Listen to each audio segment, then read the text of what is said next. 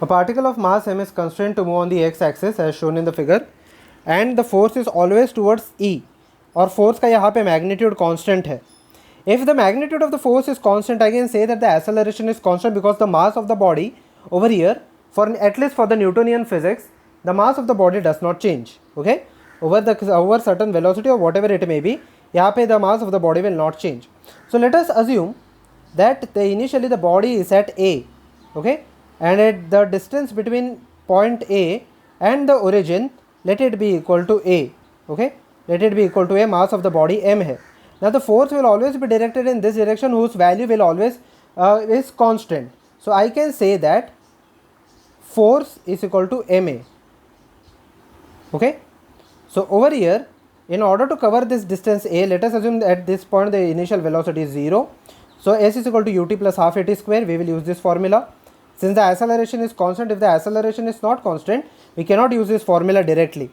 So s is equal to capital A, initial velocity 0, half A acceleration. Instead of acceleration, I can write f by m into t square. Now t will come out to be, if I shift the terms on the right hand side, it will be equal to 2ma divided by f. ये हो गया t square. So t will be root of this part. Now this is the time taken to go from point A or from this point to point E.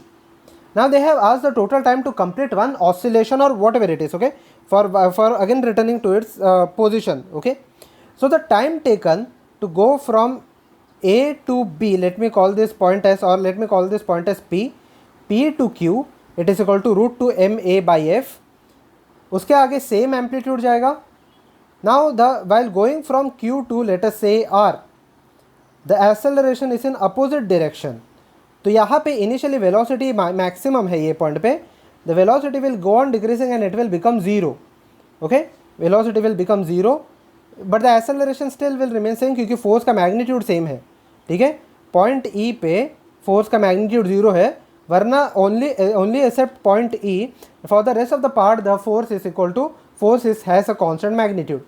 तो पहले P से Q जाएगा, उसको इतना time लग रहा है, फिर Q से R जाएगा, वापस सेम टाइम ही लगेगा because acceleration and the force are constant.